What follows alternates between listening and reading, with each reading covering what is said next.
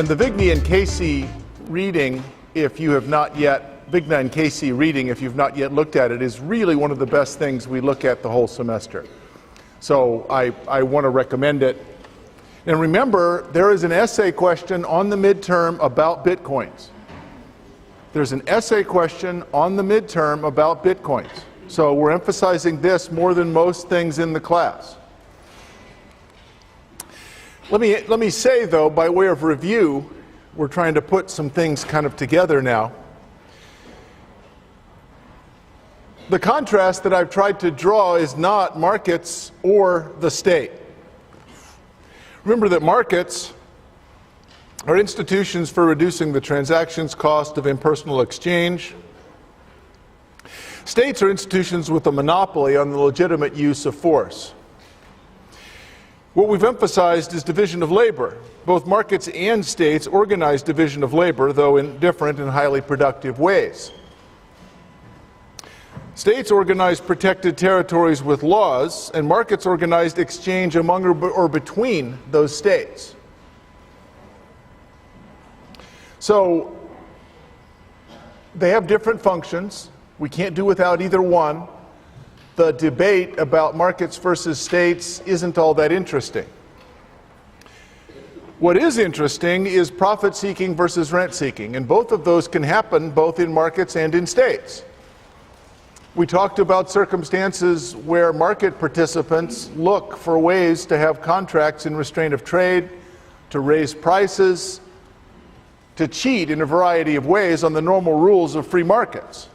Now, they often need the complicity of the state to accomplish that. So what it means is that large corporations and the state together can provide an alternative to markets that's better for them, but much worse for consumers and taxpayers.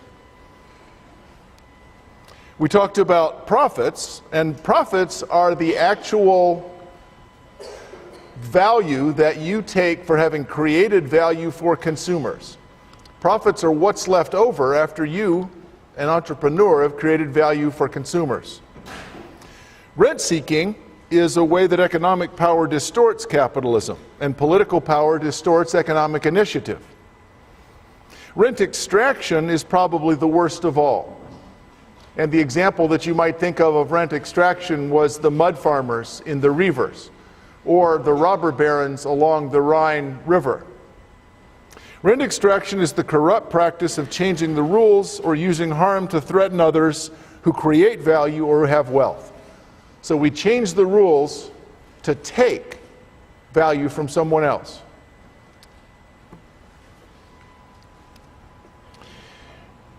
And I wanted to raise a question: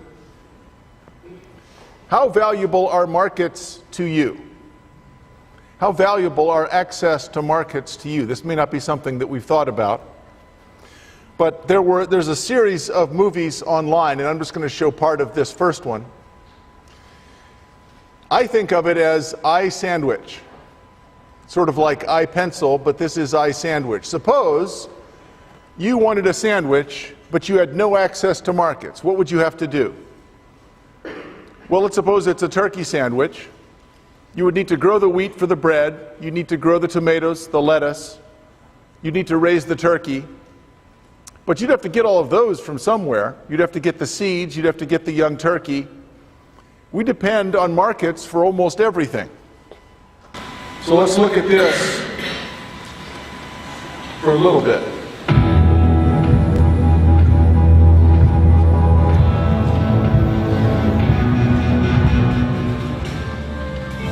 Bread is one of the most common foods around the world, with some evidence showing it has been used for over 30,000 years. Bread is made by combining flour and water, then baking it. Typically, more ingredients are added for flavor. I will be adding honey to sweeten it, butter to improve its texture, and a pinch of salt to boost the flavor.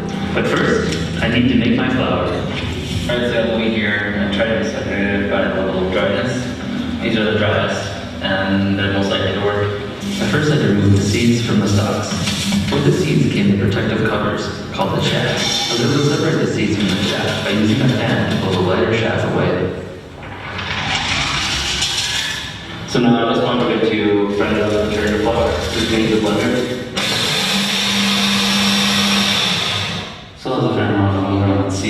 like I'll strain it and then regrind those.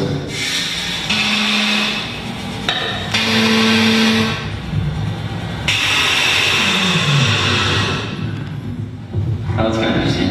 I think we want to put more, but nothing built up. So we got a cup and a half of flour. Now that I have all the ingredients to make bread, I can get started. So after mixing everything together, I kneaded my dough and baked it for 30 minutes. When we get back, I'll assemble and eat my sandwich. All right, so the point was that it took him quite a while to get just a cup and a half of flour. He didn't mention the fact that he needed yeast. I don't know where he got that. He noticed the honey came in one of those little plastic bears. That's not how honey comes. Honey comes up in a tree with angry bees. So, salt, where would you get salt? You'd have to go to the ocean and evaporate the water, and then at the bottom you'd get a little bit of salt. In one of the other episodes of this series, he had gone to the ocean and boiled some salt water down, and he had this sort of crusty white powder in a plastic bag. The DEA interrogated him for 6 hours. Because well, you know why. Where would you get the stuff that you need for things that you just take for granted? A loaf of bread's about $2. It took him 2 days just to make the wheat. Now, it's possible that we might say the state could do this, but the state needs a lot of information. It's possible there was a king who would want what's good for us, but kings likely want what's good for them. The advantage of markets, for all their disadvantages, for all their many disadvantages, the advantage of markets is other people work for you. Other people work for you in all sorts of complicated ways that if you don't think about it, you don't even recognize. Well, let's see what happens when people are denied access to markets. And this is what has been happening in the past couple of years in the relatively wealthy South American country called Venezuela. And recently there were headlines that there had been a big arrest. Venezuelan federal police had found that someone had been hoarding food. Now, Venezuela has a food shortage. They found that someone had been hoarding food. In fact, they found a large warehouse full of boxes of cans of corn, peas, and many other vegetables. What sort of rotten person would do this? Well, it was a grocery store. No, I'm not making this up. The Venezuelan police accused a grocery store of hoarding food because they didn't give away all of the food in their warehouse. Grocery stores, this is a grocery store chain, Dia Dia. They had a warehouse full of food that they used as a distribution point for their grocery stores. Well, it is true that the warehouse was full of food. It's not full of food now. The police arrested the people who owned the grocery store and distributed the food to the people. Well, that may help for a day or two. What do you have now? You have a big empty warehouse. Where will more food come from? They're in the same position that this guy of trying to make bread. If you don't have a market system to bring this stuff from all over, you have a problem. This picture shocks me. Usually what you see is the police standing around a bunch of weapons or the kind of white powder that they thought this other guy had. Does anybody recognize what that is? That's baby formula. People were smuggling baby formula in because you couldn't buy it. Now, the state had decreed that baby formula was the equivalent of 5 cents. Not surprisingly, nobody would bring baby formula into the country for 5 cents, so there wasn't any. So they found someone who was selling it on the black market, bringing baby formula into the country and selling it for 50 cents, the price that a market would have dictated, a price that allows them to earn some profits. Police confiscated it, and now there won't be any more baby formula. Look how proud they are. We're keeping this baby formula away from people that need it. Perhaps most egregiously, there's a terrible toilet paper shortage in Venezuela. Again, because of hoarding. The state had dictated that it should be given away for free. If you had a bunch of toilet paper, would you give it away for free? Well, maybe, but then you wouldn't have any more. And you're certainly not going to bring any more in because it costs something. So one of the most valuable commodities, and it's being used as currency. You got some cigarettes? You got some cocaine? I have 2 rolls of toilet paper. Oh, hell yeah. Give me that.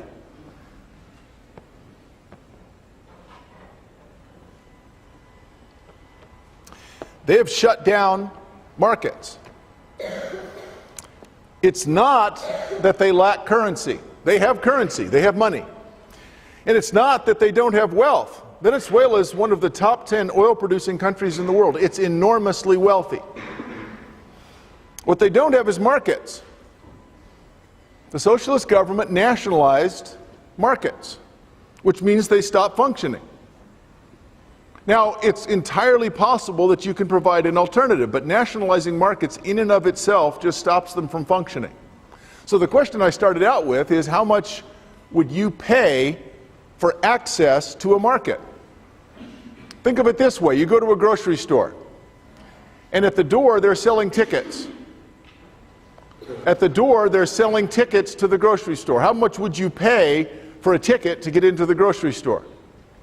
Well, if it was the only grocery store, you'd pay a lot, because the benefit that you get from being able to buy stuff cheaply, from having millions of people all over the world work for you, is enormous. So the price that you would pay for that ticket is a lot.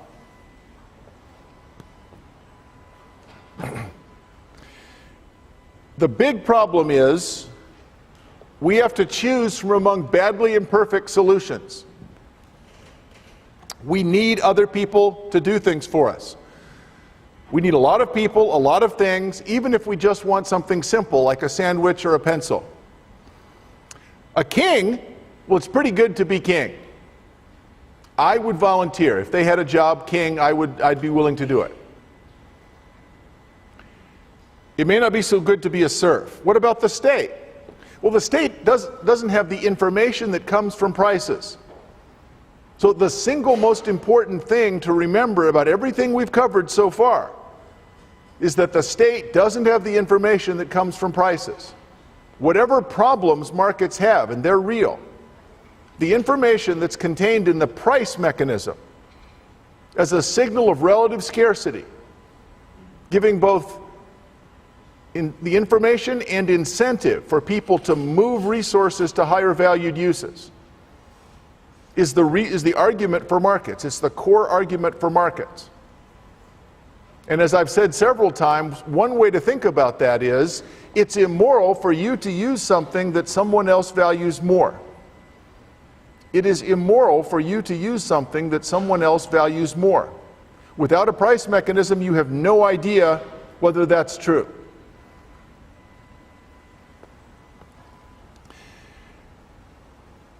What about markets? Well, there's lots of problems with markets, and we've talked about problems with rent-seeking, contracts and restraint of trade, large corporations that have concentrated power, and there's inequality.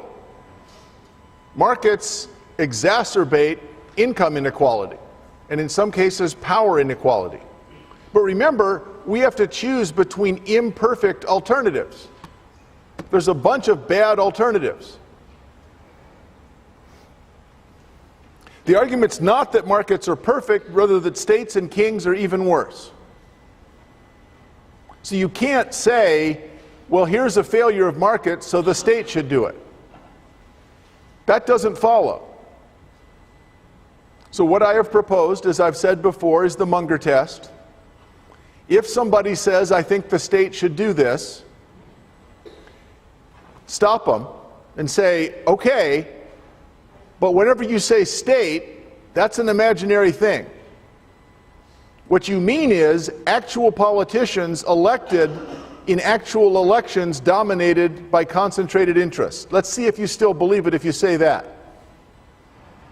So I think there should be large armies and many heavily armed, heavily trained people who move around at the command of George W. Bush, Dick Cheney,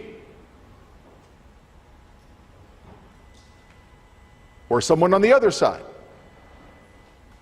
You have to pick actual human beings, because that's what the state is. They lack information. They are not necessarily concerned only for the welfare of the people. States don't have the information that's given by prices, and kings are kings. It's not very egalitarian. Well, let's talk about Bitcoin. And the reason I gave that introduction is that Bitcoin, if you had to guess, is probably going to crash and burn and not exist in 5 years. But there's some chance, if some parts of the Bitcoin software survive, that not only will it become an important currency, but it'll solve a number of the problems that markets have and provide a better alternative to socialism. So the reason to talk about Bitcoin is that it represents a potential radical solution to problems in less developed countries. What Bitcoin matters is for less developed countries. Less developed countries don't have banks. They don't have credit cards. They don't have ways of saving money. They don't have ways of signing binding contracts because they don't have rule of law, honest judges, or police that are not corrupt. Bitcoin can potentially solve all those problems. And that's why it's so exciting. Even if Bitcoin does crash and burn, it's open source software that can be adapted to solve some of these problems.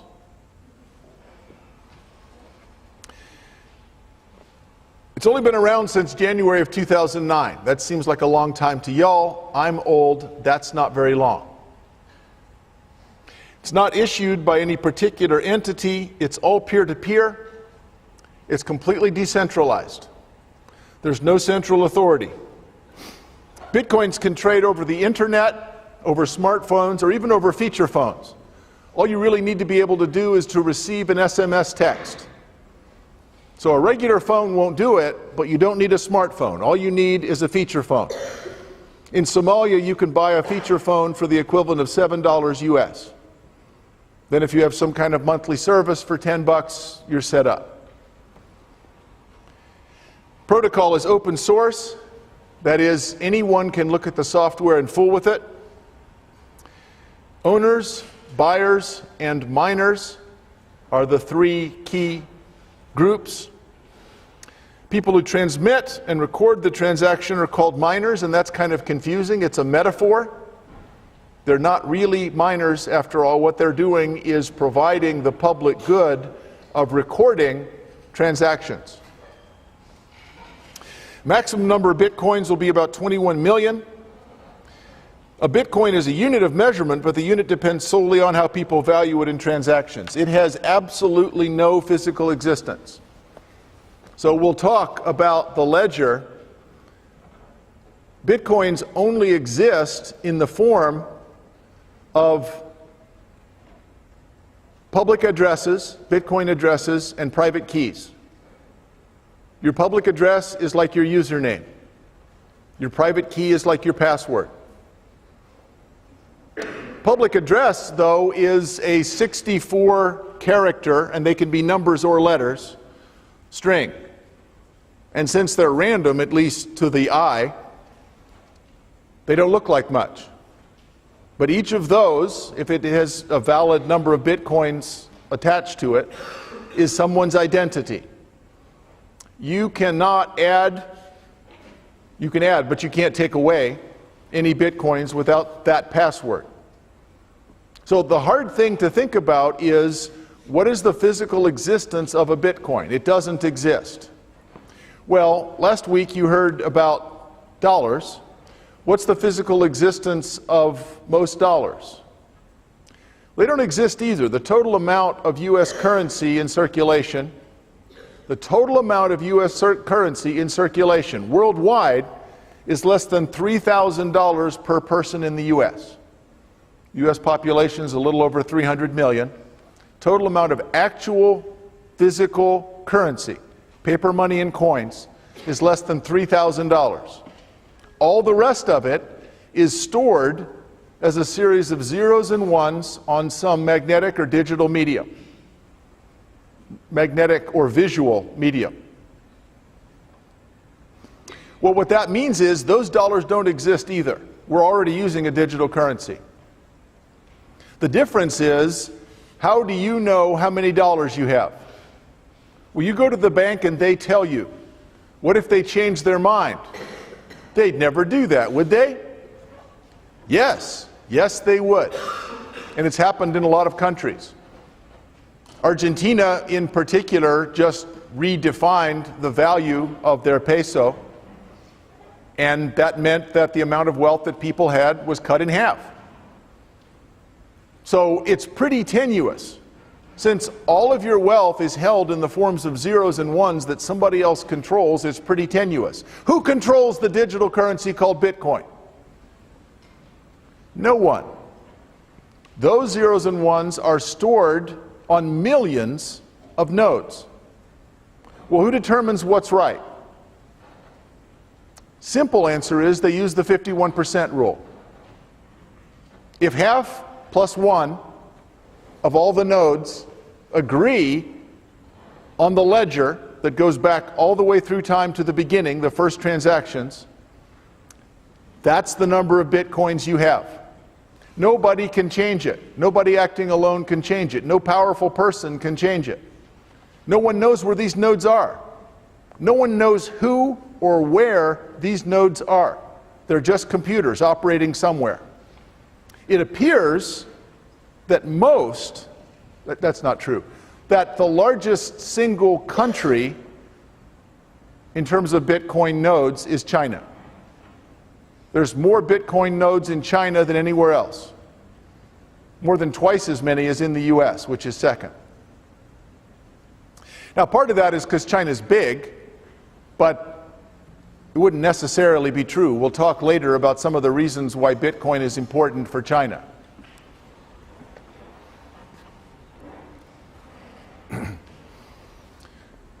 Vigna and Casey make a distinction between currency and money. Currency is that thing which is a unit of account, a store of value, and a medium of exchange. Any currency is a mix of transactions and speculative motives for demand. Transaction means I carry it around to buy stuff. Speculative means I hold it in hopes that it will appreciate. So many people hold Bitcoins for speculative reasons that its transaction purpose is pretty risky. If you're holding Bitcoins to buy stuff, you're taking a chance because there's so much volatility in its value. Money, on the other hand, is a system of clearing transactions. It's an entire system of clearing transactions. And remember, we talked before about the 3 TRs: trust, transport, and transactions. Nice thing about Bitcoin is that it's really easy to transport them because I can wire it. Has anybody tried to wire currency between countries? It's not easy. I had an account in Germany I was trying to close. It was denominated in euros. It took 7 days for the money to reach me. The money wasn't physical there. It was stored in zeros and ones. And it cost me 3% to shift it. Bitcoin is free and instantaneous. There may be up to a 10-minute lag. It's not quite instantaneous. Bitcoin is free and basically instantaneous. Is Bitcoin a currency or a money? Well, the currency part of it doesn't work very well. It's the money part of it that holds great promise. And that's, I think, the thing that people don't understand about Bitcoin. Everybody focuses on how it's not a very good currency, and that's true. What Bitcoin is a great money, for reasons we'll talk about. So, Last time I went to Chile, I went and looked up in my safe, the place where I keep my passport and some foreign currency, and I found hundreds of dollars worth of Chilean pesos that I had brought back with me last time I had been. Now the Chilean peso had fallen. It had been 500 pesos to the dollar, and it had fallen to 650 pesos to the dollar. So the Chilean peso had fallen a long way against the US dollar. Did I lose money? Well, I would have if I'd converted them back into dollars, but there'd been very little inflation, so I took the pesos with me to Chile and spent all of them because I didn't want to hold them anymore. I didn't really lose money. They were worth the same in Chile as they always had been because there hadn't been much inflation. So talking about the value of money is complicated. Chilean peso had fallen against the dollar. It had not fallen against goods and services in Chile. That's the definition of inflation. Inflation is when a currency falls in value in terms of the goods and services that it can buy. Now, you're used to thinking of that as an increase in the price level, but that's exactly the same thing. It's not that stuff is worth more, it's that the currency is worth less. Where does currency come from? Well, the question that Vigna and Casey ask is, how does a currency become a money? How does a currency become a money? And their story for where currencies come from as two alternatives, and they're not mutually exclusive. Metalists are people who say that there were things that had intrinsic value, and we would write paper notes that we would use to pass around because it was expensive and maybe dangerous to carry gold, or those giant rocks that they talked about in the islands. And then it ended up that people would be willing to accept paper in exchange for goods and services. So it starts out with these things that have value, like gold, silver, maybe shiny rocks. Those are cumbersome to use, and so we start using tokens or chits. The alternative is that what actually came first, the chartalists would say, what actually came first was debts.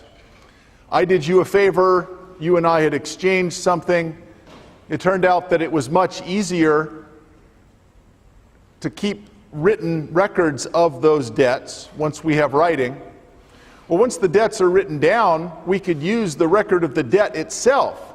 That could exchange. So the debt came first, and what the debt is a promise to pay. And fiat monies are in effect a promise of the US government to pay you $1 worth of what? Well, nothing.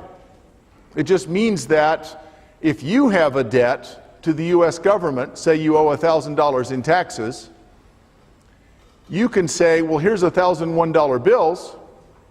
You have to accept that, and they say, yes, that's fine. We'll cancel your debt because we acknowledge our debt to you. Our debt to you is you have $1,001 bills, each one of which is an IOU from the government. It says the government owes you $1 worth of value. When you give that to the government, they cancel their debt and they write it off against yours. And so the transaction clears.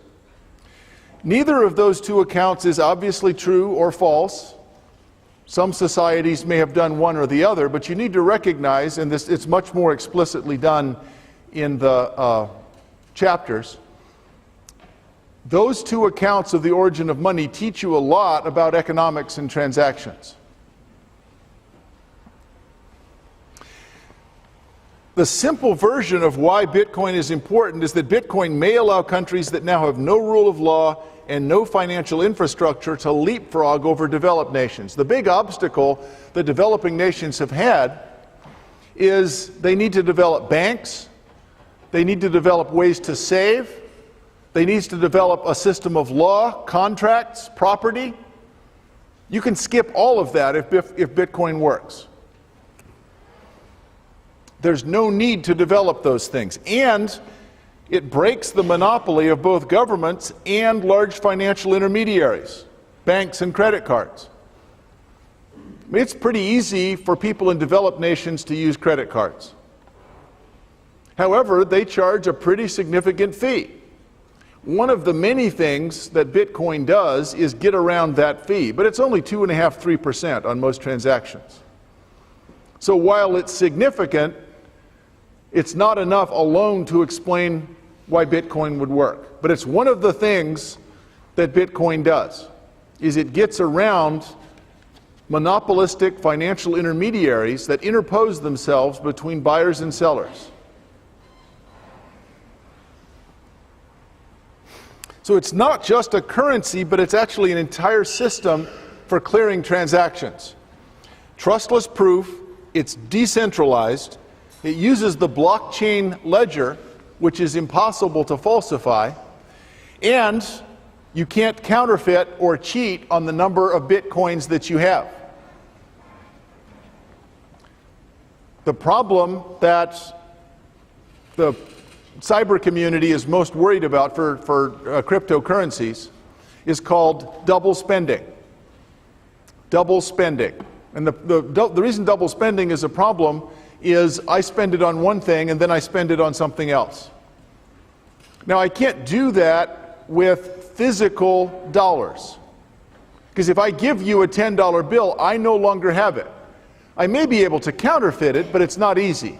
And in fact, the new currency that the United States has is very, very difficult to counterfeit. There's a number of anti-counterfeit measures built in.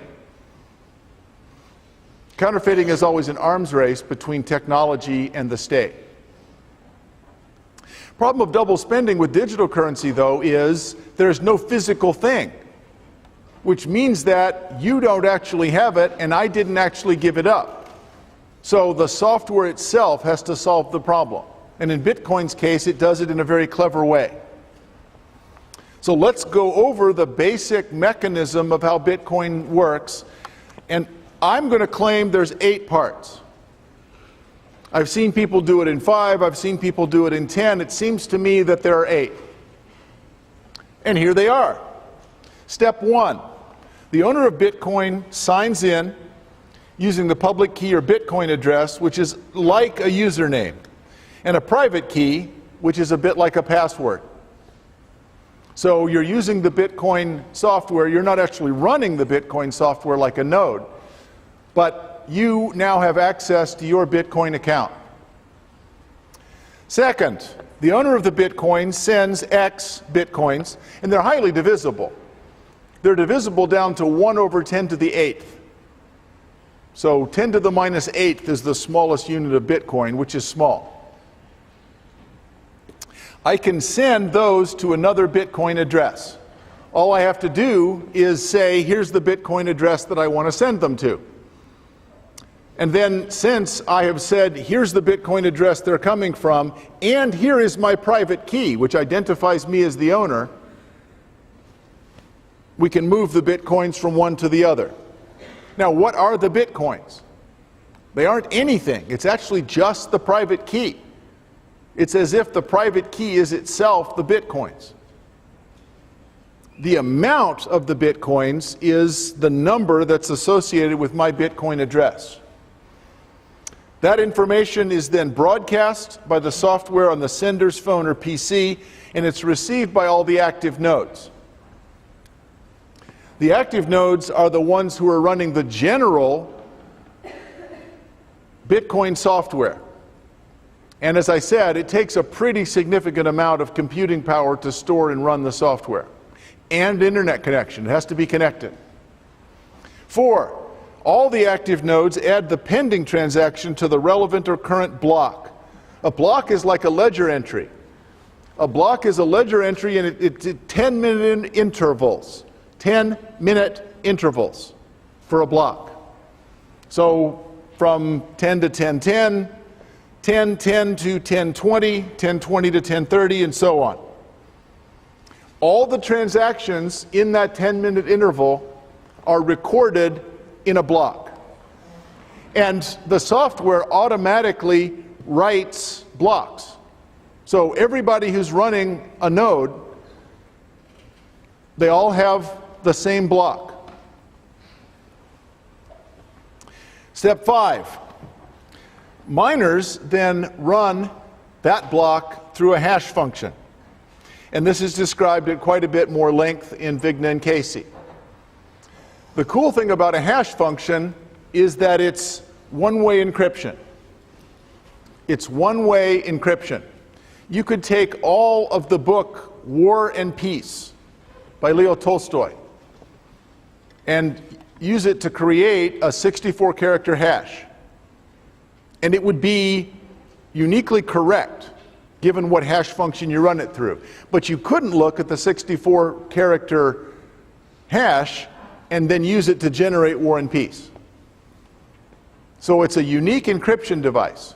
It actually contains all of the information in the block, but you can't go back to the block from it. And again, Vigna and Casey described this quite a bit more. I recognize it's confusing. The point is, there is precisely one hash that the correct block generates. There is one hash that the correct block generates. What Bitcoin's founder, Satoshi Nakamoto, and maybe that's his name, it probably isn't, what he wanted to do was give people an incentive to check everybody else's math. Everybody should check everybody else's math to make sure that the block is correct. So he added a lottery. It looks like a lottery. And the lottery is, it's a little more complicated than this, but it's useful to think of it this way. How many zeros do you add to the front of the hash? Maybe it's 3, maybe it's 11. So you're guessing how many zeros to add to the front of the hash. So after the 10 minutes, all the miners run all of the block through the hash function. And then they submit to the software that hash plus, in effect, tickets to the lottery. If the hash is correct and they have correctly guessed the number of zeros, they win the lottery. But millions of miners all are submitting hashes. They're all checking each other's hash. What that means is everybody agrees on what the correct value of the transactions are. And if you win the lottery, you get a new group of Bitcoins. Right now it's 25. Every 10 minutes they give out 25 Bitcoins. 2016 it's going to be cut in half. I think it was 2014 it was cut in half. It used to be 50, now it's 25, it'll be 12.5, and it'll keep on halving every 2 years out through 2040, when that's just a trivial number, and then it stops. So in 2040, the total number of Bitcoins will be fixed forever by the software, unless they change it. And we'll talk later about how to change the software. So the cool thing is that how would you defraud this system? Suppose I say I want to spend Bitcoins that I don't have. Well, people check and it's not in the ledger. I don't have those Bitcoins. So when they generate the hash, it turns out that my transaction does not go through. Suppose somebody wants to say, instead of going to you, it goes to me. Well, they submit the hash, but it's not the same hash that everybody else generates through the hash function, because they don't think you should have it. They want it to go to the person that was actually specified. If 51% of all the nodes accept the hash as being correct, that block is now the correct block. Those blocks are then linked to previous blocks, which forms the block chain. And the block chain is the permanent ledger. The block chain grows by one block every 10 minutes. The block chain grows by one block every 10 minutes. So I know there's a bunch of stuff going on here in step 5. All the transactions in a 10-minute period form a block. Miners take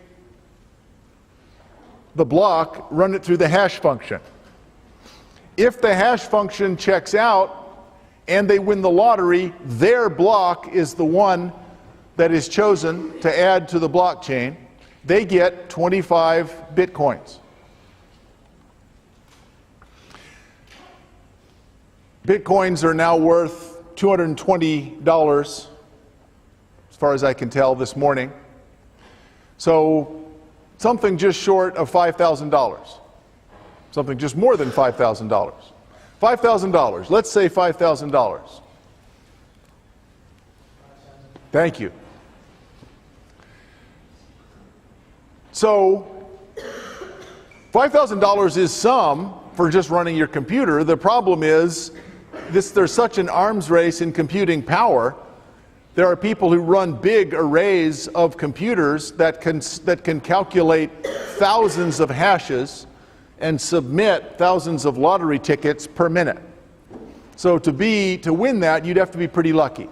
You have some chance, but your chance of winning is proportional to the amount of computing power that you're employing.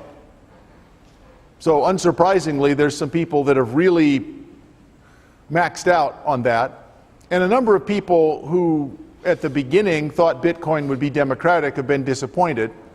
Remember though, what's the reason why you give that person the 25 Bitcoin? It's because they have correctly calculated the value of the new block. Everybody agrees that's the correct value because everyone else also has an incentive to check, and then it's added to the blockchain. And the blockchain is the permanent ledger. It cannot be changed.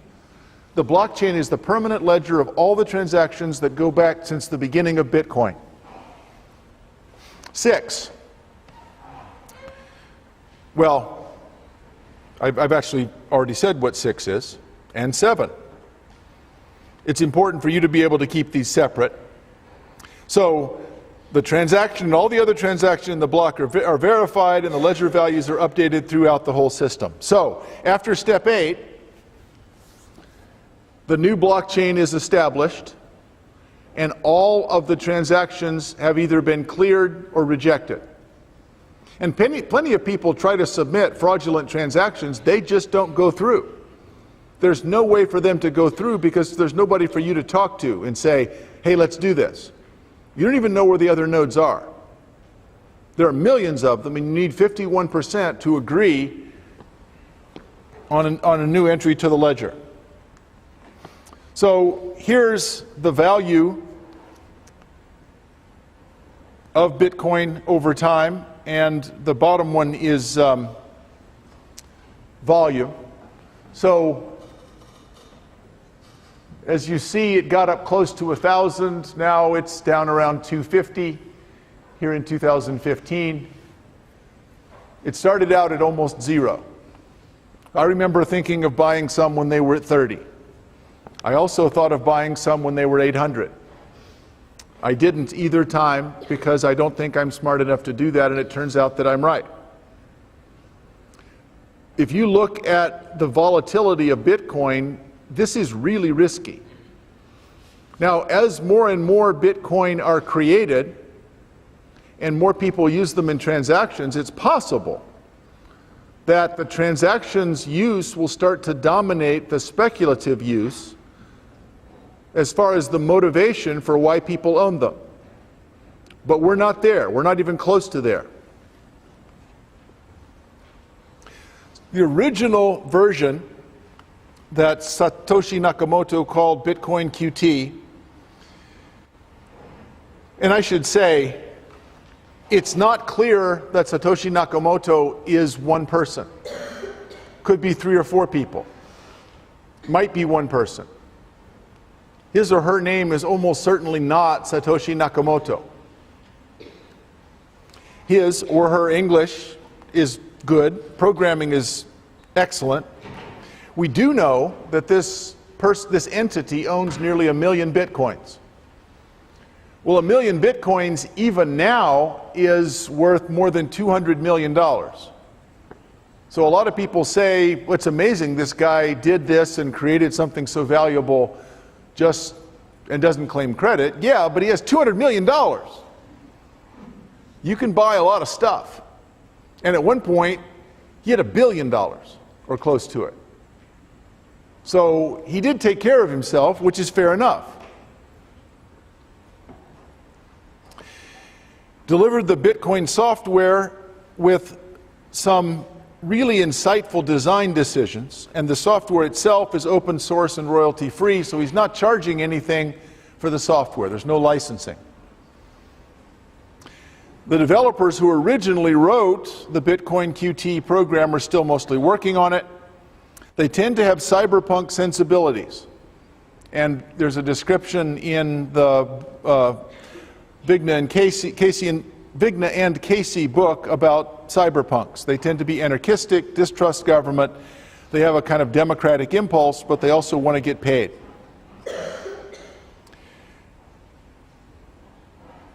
A number of developers are trying to come up with higher security wallets, exchanges, and transmitters. Nobody's really in control. It is possible for developers to alienate themselves and become irrelevant. You could look at the software and change it on your node. That would tell everybody else that a change in the software has been proposed. Almost everybody would just ignore it. A few people would look at it and say, hey, that's right, that is an improvement. If 51% adopted the change in the software that you wrote, it would become the new software. So in a way, it's like Wikipedia. It is completely crowdsourced. You could write a change in the software, but unless most people adopted it, it would be ignored. Nobody else would be running that software. Anything that you did would not be recognized. There is a Bitcoin Foundation, which tries to represent Bitcoin. It's a nonprofit, modeled after Linux, actually, and it's headed by Gavin Andreessen, and those were the podcasts that I asked you to listen to. The difference between the two podcasts is fascinating. One was 2011, the other was 2014. It's a fragile coalition of interested parties. It does pay the developers. There are some disagreements that have led to calls for a new organization.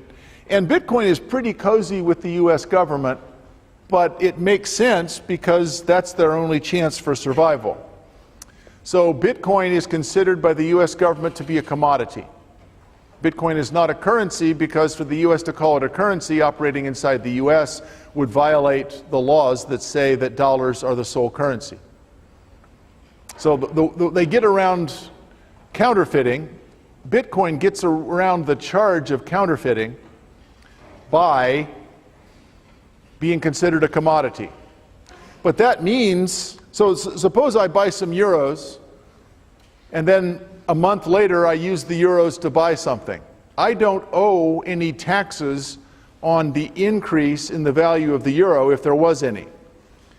But if I buy some bitcoins and I use those a month later, it's as if I'm buying a commodity and then cashing it in. It's as if I bought a stock and I'm cashing it in. So if the bitcoins went from $200 to $300, I would owe tax on the $100 increase. So Bitcoin, as far as the US government is concerned, is not a currency, it's a commodity.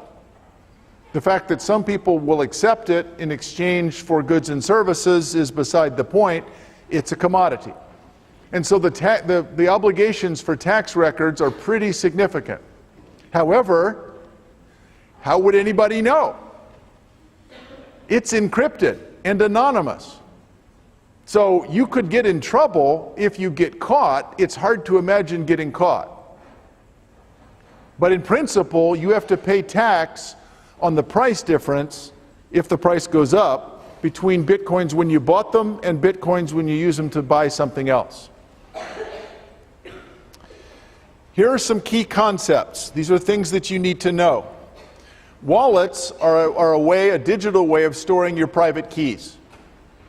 So your private key, remember, is basically the same thing as your Bitcoin. So if I go into your hotel room and steal your wallet, I have your dollars. If I go into your computer and steal your wallet, I have your Bitcoins, because I have the private keys. That's all Bitcoin is those private keys. An exchange is a website that stores wallets and provides security and executes trade, including conversion to fiat currencies. So exchanges generally will convert Bitcoin to whatever currency you want if you want to cash out. Proof of work is a piece of data which is time-consuming to produce but easy to verify. Producing a proof of work can be a random process with a low probability, so that a lot of trial and error is required. Bitcoin uses the Hashcash proof of work. So you have to be able to demonstrate that your hash is correct. Mt. Gox is a remarkable story that's told a little bit in the book. Mt. Gox stands for Magic the Gathering Online Exchange. It was originally a bunch of fanboys of the game, the card game, Magic the Gathering. But it turned out that a number of people wanted to buy Magic the Gathering cards with Bitcoins, and the guy who ran Mt. Gox started to develop software that would allow that, and that ended up being the dominant thing that Mt. Gox did. So Mt. Gox catastrophically failed. They actually lost a lot of the Bitcoins. Remember, the problem is the Bitcoin only is the private key, and they just misplaced them. They were so inept at writing software, they had misplaced them. They did find a disconnected hard drive that had several 100,000 Bitcoin private keys on them, and they were able to restore them. But it was a pretty sloppy operation. What's amazing is that people who wanted Bitcoin because they wanted to get rid of intermediaries almost immediately tried to pay an intermediary called Mt. Gox to take care of their Bitcoins for them. And it failed. Silk Road was basically eBay for Bitcoin. It sold a lot of things, but a lot of what it sold was drugs and other illegal items. And this, Bitcoin's ability to act as a currency for illegal items, is what many people think of as being its most salient feature, and it's not. It's not.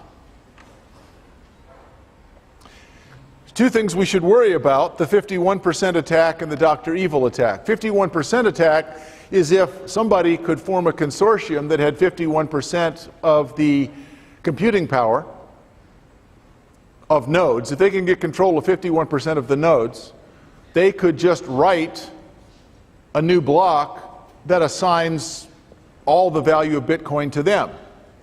Problem with that is, if you did that, nobody would accept Bitcoins. So it would be suicidal. 51% attack seems unlikely. What's possible is the Dr. Evil attack, where someone who doesn't have Bitcoin said, wouldn't it be fun to take it down? And frankly, it would. There'd be a lot of squealing. All you'd have to do is erase the blockchain. You'd have chaos, because you would no longer have the process of updating the blockchain. So Mt. Gox was Magic the Gathering online exchange. There are 5 people you need to know for your essay. Satoshi Nakamoto was the founder. Hal Finney, who was the second person to participate. He was the first person to download the Bitcoin software, and he mined a few Bitcoins and then kind of lost interest. Ross Ulbricht, who was the Dread Pirate Roberts, which you recognize, I assume, from Princess Bride. The Dread Pirate Roberts was in charge of the Silk Road. Roger Ver is called Bitcoin Jesus because he's very excited about Bitcoin. No, he's very excited about Bitcoin. So in some ways, he's the most important spokesman. And then Gavin Andresen, who is the head of the Bitcoin Foundation. The term Bitcoin wallet refers to a file that contains the number or numbers of accounts that hold money. You have wallet software for managing accounts and transactions. Since Bitcoins are valuable, wallets are almost all encrypted. You can print the secret numbers, generally as a barcode. And then you can take those printed values and lock them up, hold them as a backup to an electronic wallet, or use them as electronic money. Because if I give you a piece of paper that has my private key on it, you can use that to transfer the Bitcoins. Which interestingly brings us full circle. Bitcoin can be a paper currency. Because all you need is a piece of paper with the private key written on it. I can then go to your public address and transfer your Bitcoin from your public address to mine. The key features of Bitcoin is that it's electronic, it has provable value, although its speculative value may fluctuate. It's fast and the transactions are free for now. It's highly divisible. No third-party trust is required. It's uncontrollable in the sense that no central authority can control it. The trades are irreversible. The trades are irreversible. So once I've transferred it, you have it. I can't get it back. Now, in a way, that's true of cash also. If I go and spend $200 in cash at Walmart for a Blu-ray player, and then it doesn't work, I go back and I say, look, you told me this has a warranty. So if I have my receipt, I can get the money back, but only if the other person initiates the trade. This is different from credit cards, where for a month you can protest and have the charge removed. No double spending. It's anonymous but verifiable. So the remarkable thing about it is that it's anonymous but verifiable. No one knows who you are, but everyone knows exactly every fraction of a Bitcoin that was ever spent. And it's international. Well, there's several more comparisons here, but let me say this. If you live in Somalia and you have a feature phone and you want to buy something, there's no effective currency. Some people in Somalia use US dollars, some people use pieces of metal, sometimes they just use barter. People in Somalia then find themselves without the benefits of access to markets, which means that they can't get anybody else to work for them. If they do try to write a contract and enforce it, the judges are so corrupt and the police, such as they are so corrupt that bribes rather than merit of the case determines the outcome. But if I have Bitcoin, I don't need a contract, I don't need a lawyer, and I don't need a bank. You and I come to an agreement, I transfer the money, it is held in effect in limbo until you agree and I agree that the terms of the contract have been satisfied. The transaction is then completed and it's irreversible. Fraud is impossible. I can't pay you in counterfeit money. So in terms of getting around problems with fraud, problems with the absence of financial institutions, and problems with bad judicial or police institutions, the real place that Bitcoin is likely to make a difference is in developing nations. And 10 years from now, we may all remember having talked about it and said, why didn't we see it coming? I'll see you coming back on Wednesday.